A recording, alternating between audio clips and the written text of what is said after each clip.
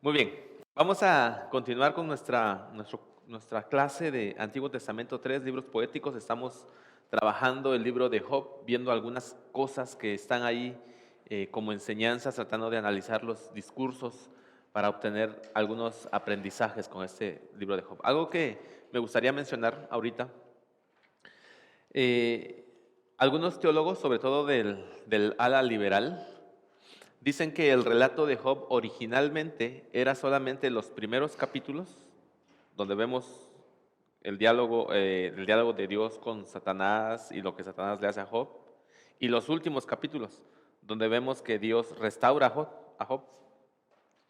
Y entonces todos los demás capítulos de en medio donde están los discursos, dicen ellos que fueron añadidos de manera posterior por algún hombre que que creyó que la historia estaba como que incompleta, como que le hizo falta algo y entonces fue añadiendo estos discursos porque le pareció que la historia era muy simple, capítulo 1, capítulo 2 y luego de ahí saltaba hasta lo que vemos en el capítulo 41.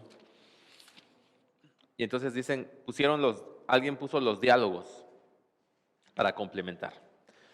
Obviamente nosotros hemos dicho a principio de esta clase, cuando empezamos con Job, que nosotros sostenemos que la historia de Job es una historia real, sucedió, incluidos los discursos. Nosotros no creemos eso. ¿Pero por qué lo estoy comentando?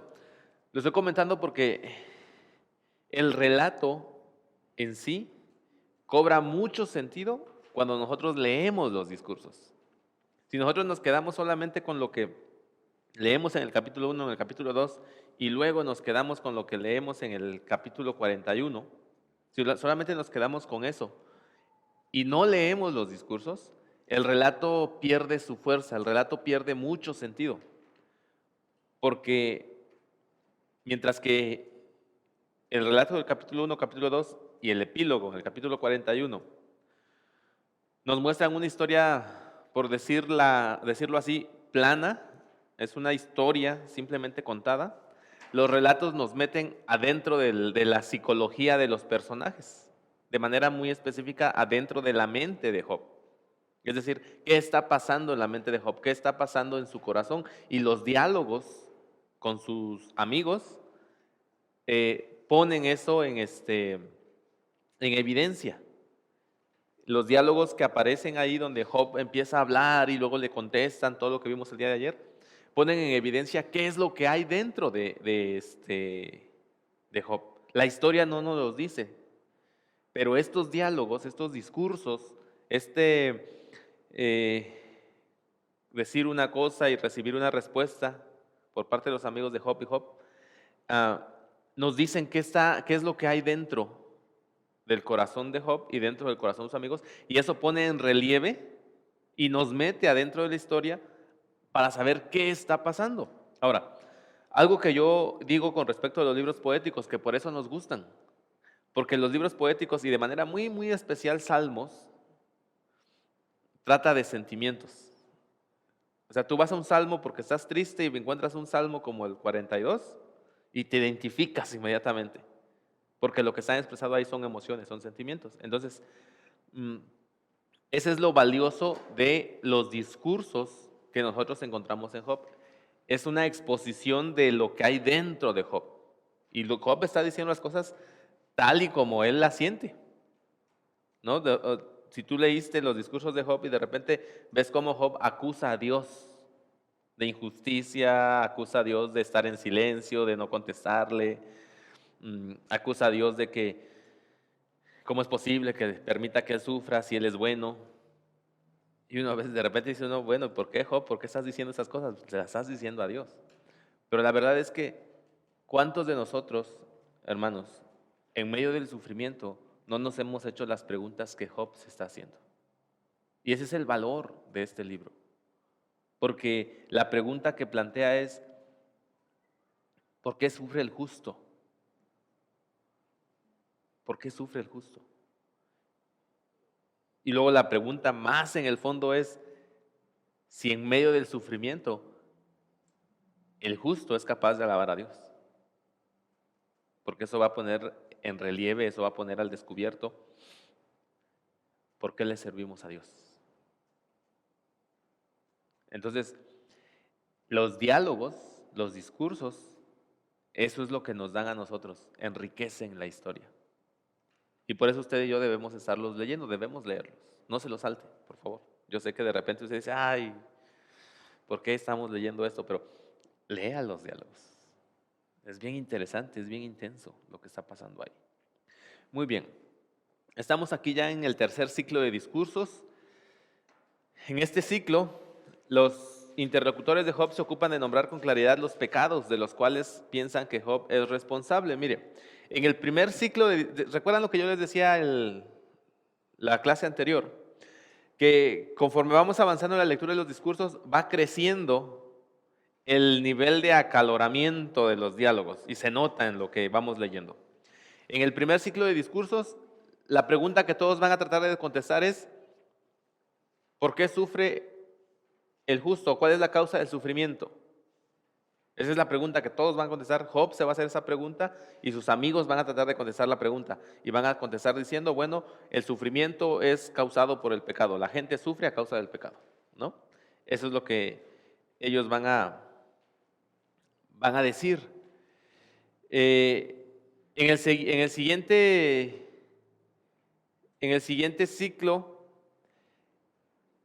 ellos van a tratar de contestar el hecho de decir, bueno, Dios está actuando así contigo porque seguramente tú pecaste. O sea, ya probaron ellos en su primer ciclo de discursos que el sufrimiento es causa del pecado. En su segundo ciclo de discursos, ellos van a probar que Job está sufriendo a causa del pecado. Dios no puede actuar de otra manera con Job, sino simplemente haciéndolo sufrir, castigándolo porque él ha pecado. Y en este tercer ciclo de discursos, ahora ellos van a empezar a decir, Job, estos son tus pecados. Y van a empezar a señalarle los pecados. ¿Ok? Ya estamos entonces aquí, ahora sí ya en el capítulo 22 de Job.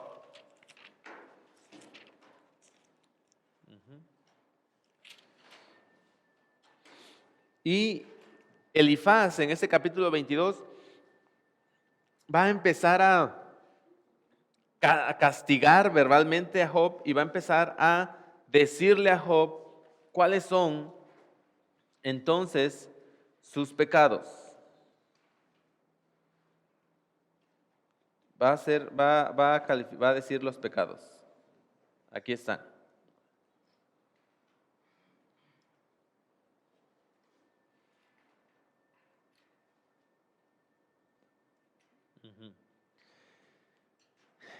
Él va a decir que un hombre, por más recto que sea, no le va a dar ningún beneficio a Dios.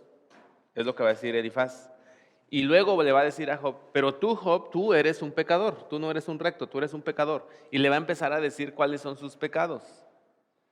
Le va a empezar a decir cuáles son sus pecados. En el versículo 7, por ejemplo, le va a decir, al sediento no le dabas agua, al hambriento le negabas la comida, hombre de poder, te adueñaste de la tierra. ¿Se acuerdan? Se dice que Job era muy rico, te adueñaste de la tierra, hombre prominente en ella te asentaste, no les dabas nada a las viudas y para colmo les quitabas todo a los huérfanos. Versículo 10, por eso ahora te ves rodeado de trampas y te asaltan temores repentinos y la oscuridad te impide ver y te ahogan las aguas torrenciales. Versículo 12, ¿no está Dios en las alturas de los cielos? Mira las estrellas cuán altas y remotas. Sin embargo cuestionas, ¿y Dios qué sabe? ¿Puede acaso juzgar a través de las tinieblas? Y entonces está acusando a Job diciéndole, Job, tú hiciste todo eso y todavía te estás preguntando, ¿dónde está Dios y si acaso Dios es capaz de juzgarte? Déjame decirte, le dice Elifaz, que Dios está completamente en todo su derecho de juzgarte y de castigarte como lo está haciendo, porque tú eres un pecador. Ese es su discurso. Job le va a responder. Recuerden que es un diálogo. Job siempre va a responder. Job responde con amargura dice que él tiene el deseo de hallar a Dios, aunque no sabe si lo quiere encontrar como enemigo o como amigo. No sabe todavía si es su amigo o su enemigo. Job dice, no, pues si Dios quiere pues juzgarme, pues que venga y vamos a platicar. Pero Job está dudando. ¿Dios es su amigo o es su enemigo?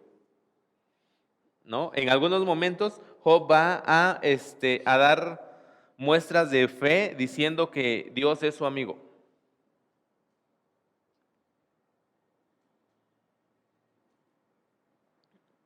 Y sigue sosteniendo su inocencia. Versículo 7 dice, ante él cualquier hombre recto podría presentar su caso, y yo sería absuelto para siempre delante de mi juez. Y aquí dice, pues Dios es mi amigo, si yo voy con él y yo presento mi caso, voy a ser absuelto, voy a ser absuelto.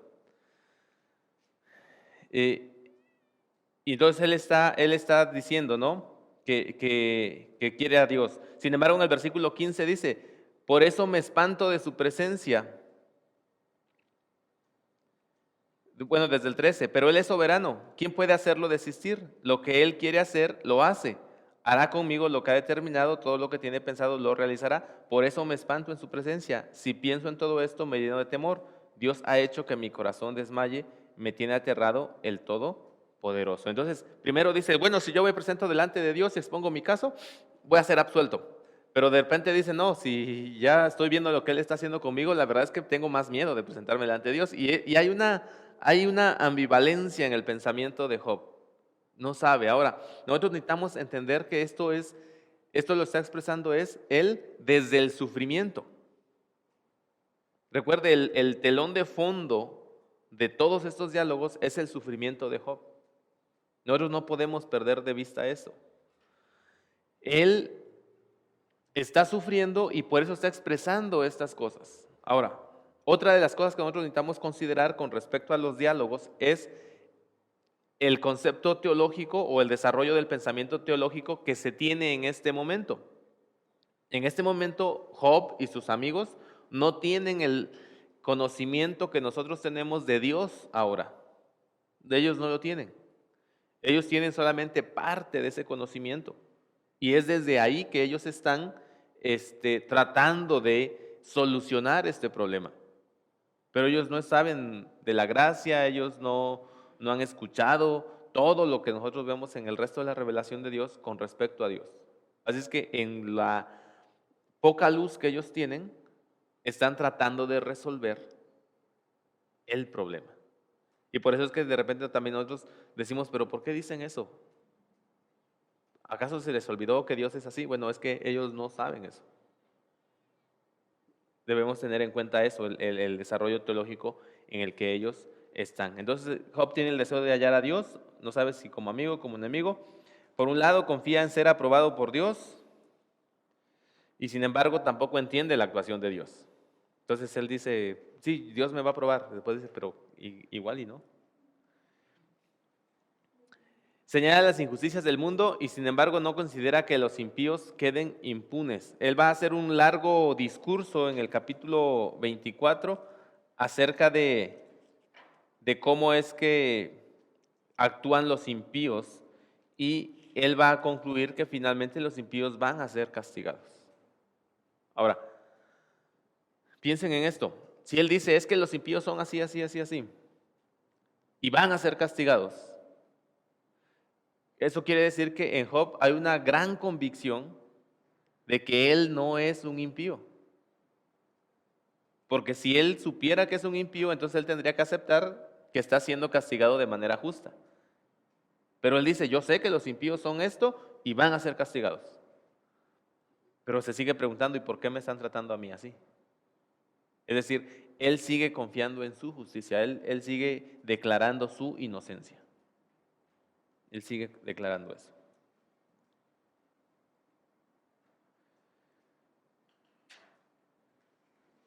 Bildad va a responder al discurso de Job y él dice, bueno, la majestad de Dios, la soberanía de Dios no tiene por qué dudarse. La verdad es que a Bildad ya se le agotaron los argumentos, ya no tiene muchas cosas que decir, su discurso es muy muy corto, y simplemente dice él, Dios es Dios y no hay nadie que le pueda discutir con respecto a lo que está haciendo. Si Él quiere actuar de esa manera porque tú eres un pecador, pues así es como lo va a hacer. ¿Qué tú puedes hacer en contra de Dios? Pero ya no puede decir más, ¿no? Y, y Job va a responderle en el capítulo 26, versículos 1 al 4, y le va a responder de manera sarcástica. Como ve que su amigo ya no tiene muchos argumentos, le va a decir, capítulo 26, 1 al 4, pero Job intervino, tú sí que ayudas al débil, tú sí que salvas al que no tiene fuerzas. ¿Qué consejo sabes dar al ignorante? ¿Qué gran discernimiento has demostrado? ¿Quién te ayudó a pronunciar tal discurso? ¿Qué espíritu ha hablado por tu boca? Está siendo sarcástico, le está diciendo, oye, tú con eso me quieres a mí argumentar. Pues la verdad es que te hace falta, ¿no? Job es muy sarcástico. Aquí lo que vemos es un discurso sarcástico. Hay un sarcasmo en la manera en que Job está contestando. Y Bildad pues sigue con lo mismo, ¿no? Sigue diciendo que Dios es Dios, que Él es soberano, que Él tiene que juzgar, etcétera. Pero ya no va a aportar nada nuevo. Ya no va a aportar nada nuevo. Se le están acabando los, este, los argumentos. Job le responde y él mismo dice, bueno, la verdad es que sí, Dios es soberano, Dios tiene que hacer todo eso, pero sigue sosteniendo que él es inocente porque les va a decir en el versículo 12 del capítulo 27, ¿a qué viene tanta palabrería? O sea, si eso es todo lo que vas a decir, ¿para qué andas diciendo tantas cosas? ¿No? Hasta ahí. Y viene luego el discurso de Sofar. Sofar vuelve otra vez a la carga, vuelve otra vez con la misma tónica de su discurso anterior, no aporta nada nuevo también, y finalmente llegamos al capítulo 29 donde Job va a hacer una rememoración, va a rememorar su estado anterior, cómo él vivía antes. Capítulo 29, a partir del versículo 1, él dice, cómo añoro los meses que se han ido, los días en que Dios me cuidaba. Su lámpara alumbraba sobre mi cabeza y por su luz podía andar entre tinieblas. ¿Qué días aquellos cuando yo estaba en mi apogeo y Dios bendecía mi casa con su íntima amistad? Y ahora, piensen en esto. Job está en medio de un sufrimiento, está en medio de una incomprensión y de repente él empieza a añorar el tiempo anterior, cuando todo era bueno, cuando todo era bonito, cuando todo era lindo. Que es una cuestión muy, muy de nosotros, ¿no? Muy humana. Cuando estás sufriendo, te acuerdas de cuando todo estaba muy bien, cuando todo era miel sobre hojuelas, y ay, yo me acuerdo antes, cuando no estaba en el seminario, todo estaba tan bien. Este, eh, y Job está haciendo esto, pero es una manera pues de defenderse, ¿no? De todo lo que le está pasando a él. Y él hace todo un recuento, dice, bueno, yo antes, ahí los jóvenes me respetaban, los ancianos me reverenciaban, la gente me pedía ayuda y yo les ayudaba, Dios estaba conmigo, mis hijos, todo era felicidad, todo era felicidad.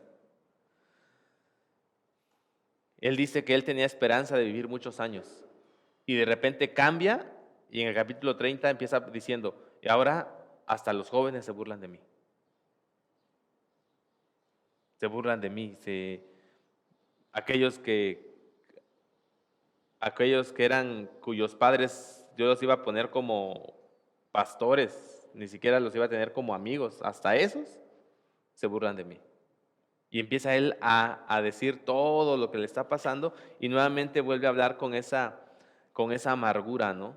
En su corazón, diciendo, yo soy una persona que Dios está sufriendo y además estoy sufriendo de parte de Dios, estoy sufriendo sin una causa, porque yo soy justo.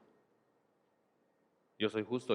Y vemos cómo él todo lo que va a decir en el capítulo 30, 31, donde él va a decir cómo era su comportamiento, ahí es la parte donde aparece que él ha hecho un pacto con sus ojos para no mirar a una mujer, que a sus sirvientes, que a sus esclavos, o bueno, le llama sirvientes, él les da todo lo que necesitan, los está tratando bien. Y entonces él está diciendo, pues yo he sido así, ¿por qué nadie entiende que yo soy inocente y menos Dios, ¿no? No entiende, Dios no entiende. Va a terminar su discurso pidiendo algo. Va a decir, ¿qué diera yo porque Dios me escuchara? ¿Qué diera yo porque Dios se presentara delante de mí y escuchara mi queja y Él me respondiera? Entonces, él termina ahí su discurso. Ya se han acabado se han acabado las argumentaciones de sus amigos y aquí aparece un personaje, Eliú. ¿Quién es Eliú? Yo les decía hace rato cuando iniciábamos la clase de que o hay algunos teólogos que piensan que todos los discursos fueron insertados en una historia que ya existía, ¿no? Se piensa que este discurso de Liu originalmente no estaba ahí y que alguien lo puso ahí porque pensó que hacía falta algo a toda la argumentación que ya se había dado.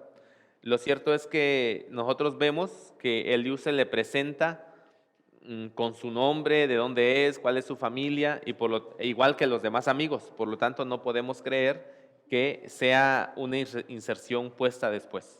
Creemos que él sí estaba ahí, ha escuchado prácticamente todos los diálogos, pero hay una razón por la que no ha hablado.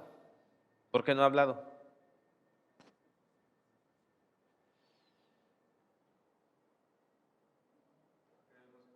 Porque era el más joven. Porque era el más joven. Él lo dice. Él dice, no, hasta aquí yo me senté a escuchar y dije que hablen los años, que hable la experiencia, que hablen los sabios.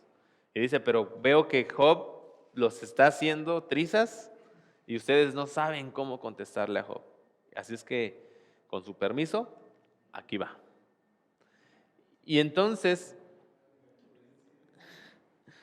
él empieza a hablar. Y el discurso de Job, de Eliú, perdón, tiene ciertos rasgos de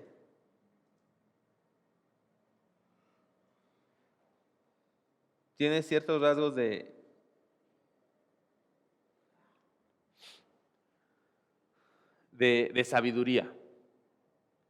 ¿Por qué? Porque lo primero que él dice, él va a decir es, bueno, Job, tú te estás justificando a ti mismo.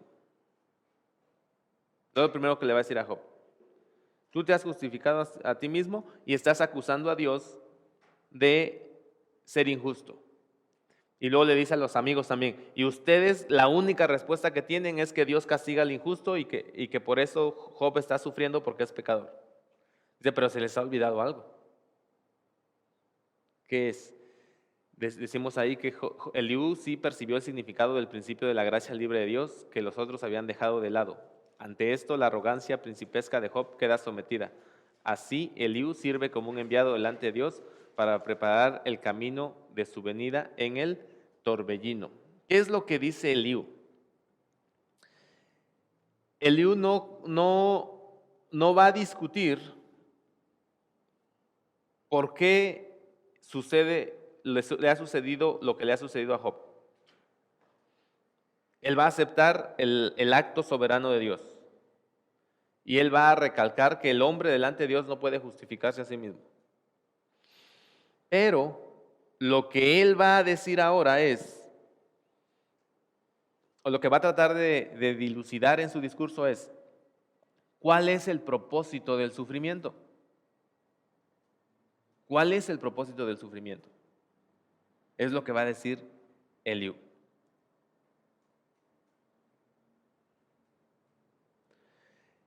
Eliú va a decir, bueno, Dios siempre está interesado en hacer que el hombre sea mejor. Y muchas veces, va a decir Eliú, el sufrimiento que Dios permite en la vida del hombre no es para castigarlo, sino es para producir en él un carácter mejor. Eliú va a empezar a dejar entrever algo que finalmente podemos entender sí estaba en el propósito de Dios también. Eliú va a decir que el sufrimiento que Dios ha permitido en Job tiene un carácter curativo, no correctivo, sino curativo. No es que quiera corregir algo que está mal en Job, sino quiere prevenir algo que puede estar pasando en la vida de Job. ¿Cuál es el problema entonces de Job? ¿Cuál sería el problema de Job?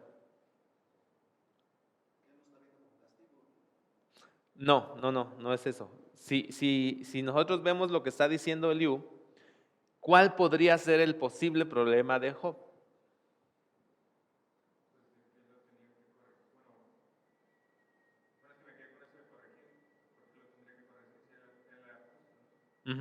Pero ¿cuál sería el problema desde la perspectiva de Eliú? Que dice, bueno, Dios permite los sufrimientos y en un discurso va a decir, porque Dios nos habla en sueños, nos habla con terrores, nos habla con esto y es para que el hombre aprenda.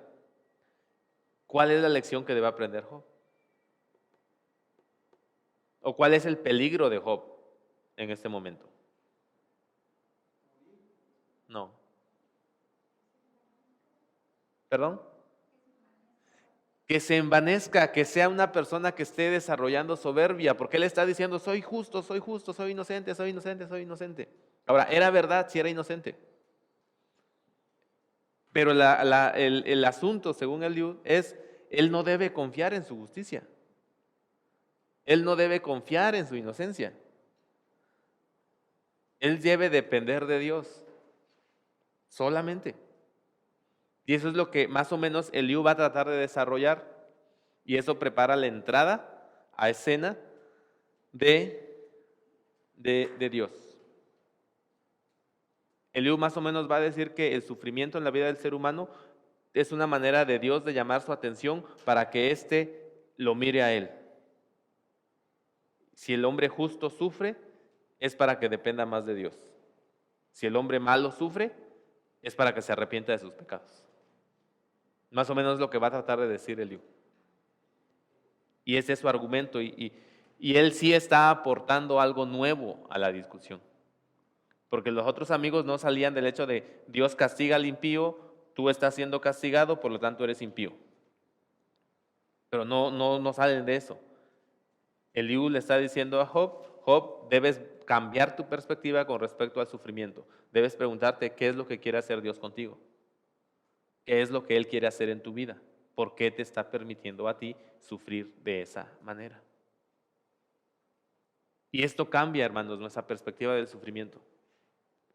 Porque muchas veces nosotros, hermanos, somos como los amigos de Job. Cuando una persona está sufriendo, cuando una persona está pasando por alguna situación. A veces queremos encontrar la causa. Le está pasando esto por aquello. Y a veces queremos encontrar la causa. Y somos muy rápidos para juzgar. Demasiado rápidos. Y decimos, es que seguramente hay algo mal en su vida, por eso es así. Yo recuerdo que en alguna ocasión, cuando recién empezaba yo mi vida cristiana,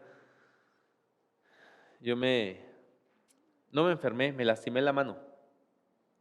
Me lastimé muy feo. Y una persona de la iglesia, bueno, ni siquiera de la iglesia donde yo me congregaba, era de otra iglesia, pues, pero era un cristiano. Así, enfrente de la gente me dice, pues ya confiesa tu pecado, porque esas cosas, eso que te pasó, porque fue un accidente, eso que te pasó, me dijo, es por el pecado que hay en tu vida. Y yo me quedé así, yo dije, bueno, pues sí, yo sé que soy un pecador, necesito a Cristo, hace muy poco acabo de reconocer que necesito a Cristo a causa de mi pecado. Pero esto fue un accidente, o sea, no hay relación. Ahora, Yo sí creo que a veces nuestros pecados nos traen situaciones complicadas, ¿no? De enfermedad, por ejemplo. Pero yo entiendo que siempre es porque hay una conexión lógica. Es decir, si yo fui un alcohólico, ya me convertí, ya no soy alcohólico, pero fui un alcohólico, pues yo sí debo tener en mi mente que en algún momento probablemente puedo presentar problemas del hígado, problemas de los riñones, pues por mi alcoholismo. Si yo fui un fumador, pues probablemente en algún momento va a tener problemas de pulmones por esa situación. Entonces, yo sí digo que hay una conexión entre nuestro pecado y la enfermedad, pero debe haber una conexión que sea clara, pero así nada más de que te resbalaste y entonces llega alguien y te diga que fue por tu pecado, pues la verdad, no sé, no entiendo que funcione de esa manera. Sin embargo, a veces nosotros somos así, somos muy rápidos para juzgar, somos muy rápidos para decirle a la persona qué está mal en su vida, por qué está mal en su vida. El otro asunto es que también nosotros a veces no somos lo suficientemente empáticos como para poder meternos en la vida de la otra persona para entender por qué está pasando lo que le está pasando. Y cuando nos dice, no, y nos explica sus circunstancias, nosotros como ya tenemos un veredicto, ya no escuchamos lo que nos dice. Y simplemente y sencillamente insistimos, tú eres así. Y no lo entendemos. Y luego el otro asunto es de que a veces se nos escapa a nosotros cuando estamos sufriendo o a nosotros cuando vemos a alguien sufrir, se nos escapa los propósitos de Dios. ¿Qué quiere hacer Dios? ¿Por qué está permitiendo eso? ¿Por qué Dios permite que suframos? Se nos escapa buscar el propósito del sufrimiento. Y el libro de Job es lo que nos va a decir, es lo que nos va a contestar. Y Dios va a empezar entonces a hablar. Muy bien. Después del discurso de Liu, o de los discursos de Liu, dice que Dios se le aparece a Job en medio de una teofanía. Creo que es un tornado, una tempestad, lo que se le aparece ahí a Job. Lo primero que podemos decir aquí es que Dios viene adelante de Job y viene demostrando todo su poder y su naturaleza de él como el juez soberano, porque se le aparece como un tornado, como un torbellino, como una tormenta. No se le aparece como a Moisés, ¿no? Hay una flamita, algo así, ¿no? Flamita. Y va a presentarse delante de Job para responder a Job. Pero hay algo bien interesante, algo bien interesante. Pregunta aquí, porque ustedes ya leyeron Job, estoy seguro, ya se acabaron Salmos.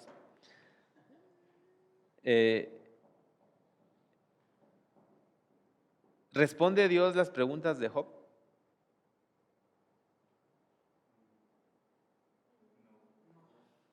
No. Dios se presenta delante de Job, pero no responde sus preguntas. No las va a responder. Lo que va a decir Dios, lo que le va a decir Dios a Job, en pocas palabras, es que Él es Dios.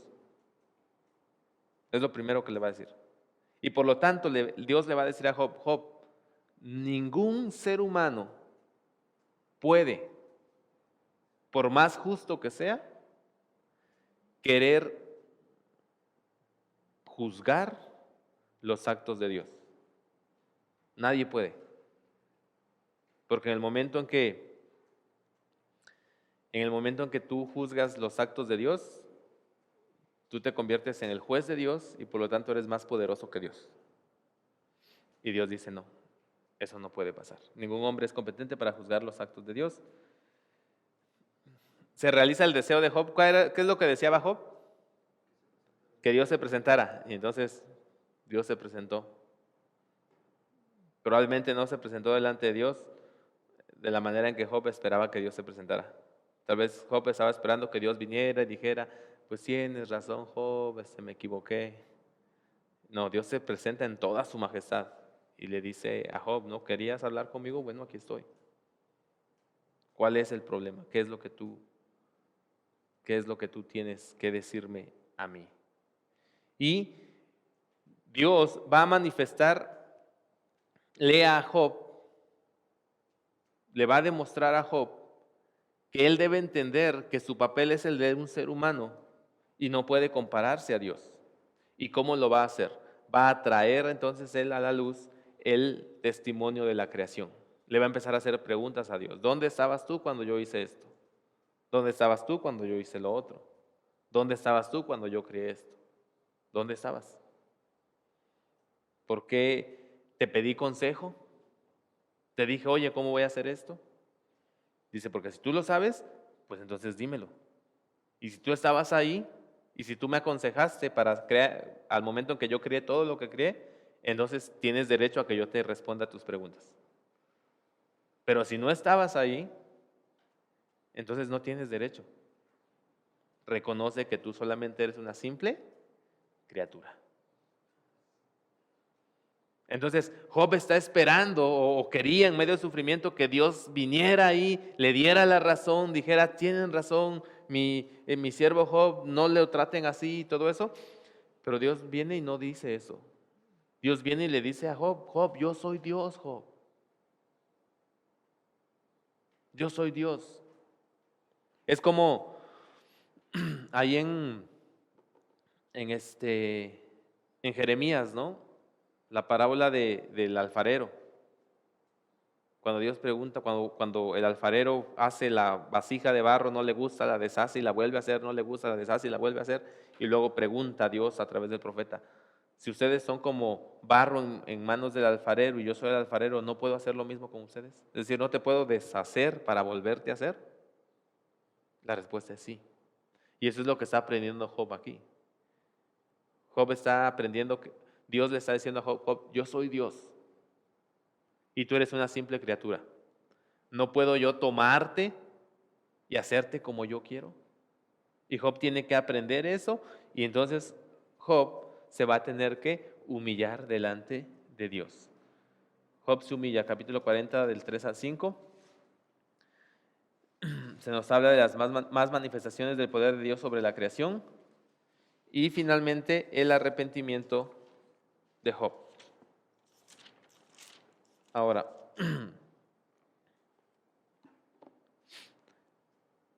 el discurso de Dios hacia Job tiene el propósito de hacerle entender a Job que Job no tiene el control sobre muchas cosas, que su capacidad como ser humano está limitada y que hay cosas que él no puede entender. Hay cosas que él no puede hacer, por eso le pone el ejemplo, ¿no? De Behemoth y Leviatán, donde le dice, ¿puedes tú acaso agarrar a Behemoth? ¿Puedes ponerte a jugar con Leviatán?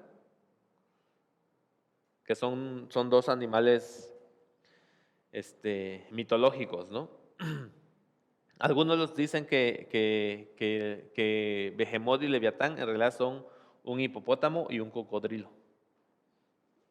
Y que que lo que Dios está diciendo es, bueno, si tú puedes ir y meterte al río y agarrar un hipopótamo, pues ve y hazlo a ver. Si tú puedes ir y hacerle cosquillas a un cocodrilo, pues ve y hazlo a ver. Pero lo que quieren, la idea es, dentro de la creación hay criaturas que incluso escapan al control del ser humano. ¿Cómo puede entonces el ser humano querer controlar a Dios? Eso es lo que Dios quiere dejar por sentado. Finalmente, Job entiende, y ya no sabemos aquel famoso pasaje, ¿no? Yo sé bien que tú todos los puedes y que no es posible frustrar ninguno de tus planes. Reconozco que he hablado cosas que no alcanzo a comprender, cosas demasiado maravillosas que me son desconocidas. De oídas se había oído, pero ahora te veo con mis propios ojos y por eso me retracto de lo que he dicho y me arrepiento. Y Job llega a la conclusión: Dios es Dios. Dios nunca contestó su pregunta. Dios nunca le explicó a Job por qué sufrió. Job no se enteró por qué sufrió. Nosotros sí sabemos por qué sufrió, pero Job no supo. Sin embargo, lo que sí entendió es que el papel de él era confiar en Dios, simplemente, y no confiar en su propia justicia. Así es que Job sí era justo, porque Dios va a decir, al final en el epílogo va a decir, mi siervo Job es muy justo, y él habló cosas rectas de mí. Pero al mismo tiempo Dios convenció a Job de que no podía confiar en esa justicia suya, que solamente tenía que confiar en Dios. Y bueno, ya vemos ahí la parte final, ¿no? Donde le dice Dios a estos hombres, a Elifaz, a Bildad, a Zofar, les dice, yo estoy enojado con ustedes porque ustedes hablaron mentiras acerca de mí. O sea, la defensa que ellos hacían de Dios, de que Dios tenía todo el derecho de castigar a Job, porque Job era un impío, dice Dios, eso no es algo cierto con respecto de mí. Y entonces le dicen, ahora díganle a mi siervo Job que que él ore por ustedes para que no venga una plaga sobre ustedes. Job hace eso y entonces llega a ser restaurado y llega a tener, dice el versículo 12, más que en los primeros años. Yo no sé cuánto más, pero la verdad es que se volvió un hombre completamente rico, ¿no? Dios le restauró todo y con creces, porque pasó la prueba. ¿Cuál era la prueba? La prueba era por qué Job adoraba fielmente a Dios. Y la tesis de Satanás era que Job adoraba a Dios por todo lo que Dios le daba.